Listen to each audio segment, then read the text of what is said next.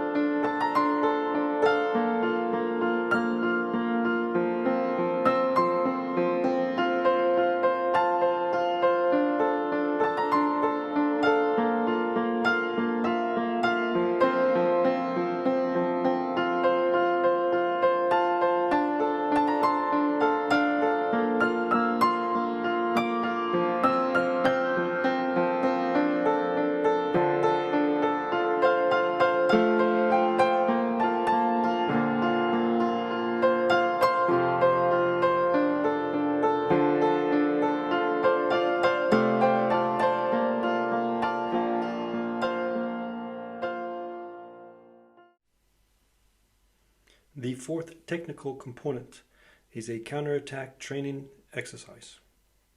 The setup and distances of the exercise are from the red flags are 5 meters apart from each other, and they are 30 meters from the goal. The first orange cone, with the orange cone we've made a box, a square, that is 10 meters by 10 meters by 10 meters by 10 meters, and the first orange cone is 5 meters away from the 2 flags. The training exercise starts with a defensive team starting on the cones passively. They're in blue. The yellow team is the attacking team, and they have possession of the ball. And the blue team, the passive defensive team, is playing passive defense, now trying to win the ball. And you're working with the players to get a quick combination, 1, 2, through to the wide player, and then they're attacking. The red team are the two defending players, and from that point forwards, once they pass the two red flags, starts the full press where they should be at 100% speed attacking those two defenders.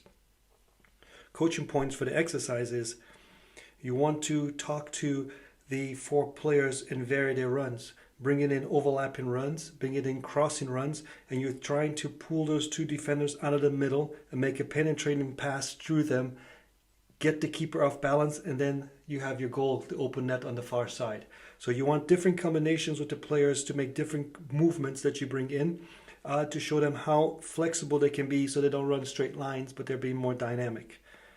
We've set this up with 3 different teams and 1 team on defense, and after a set time you can rotate that 4 players on defense to go on offense, so you have different players playing on defense as the session goes through.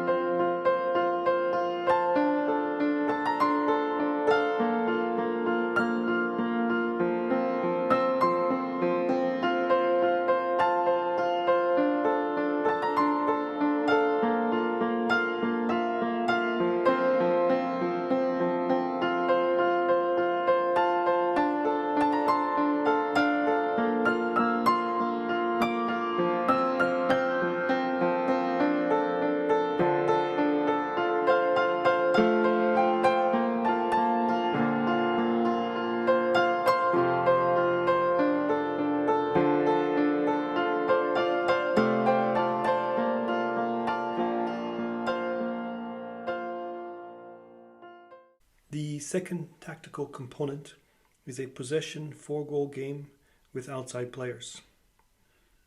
The distance and the setup of the exercise are, we have a square 20 meters wide, 30 meters long, and at each corner of the square we've put 2 small goals on the corner, and on the other side marked with the yellow flags 2 small goals. If you don't have yellow flags, you could just put a cone in the goal or a yellow vest or a red vest.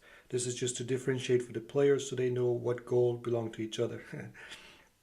The quick explanation of the exercise is, in the middle is a 4v4 game. Coach plays the ball in. Players have to attack the goal on the other side, and the supporting players on the outside play with whoever is in possession or the attacking team.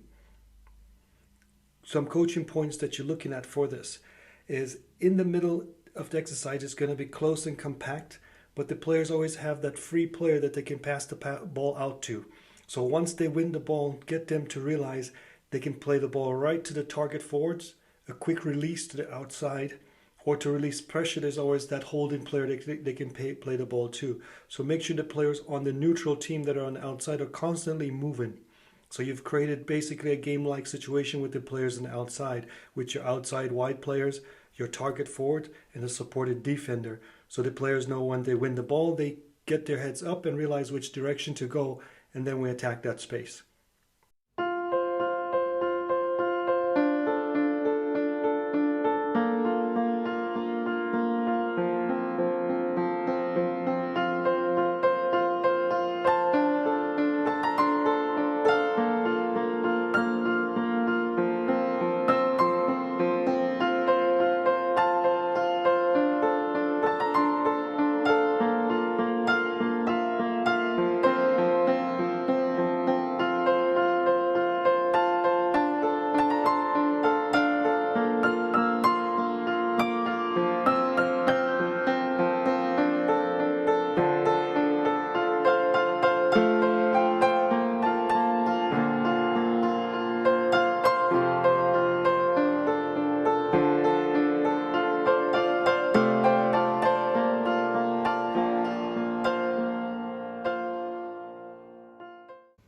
Thank you for watching this week's episode of Ask Coach Matthew. If you enjoyed this 90-minute training session for the under 11 and under 12 age group, don't forget to visit our website at the Udemy official Ask Coach Matthew online soccer coaching courses.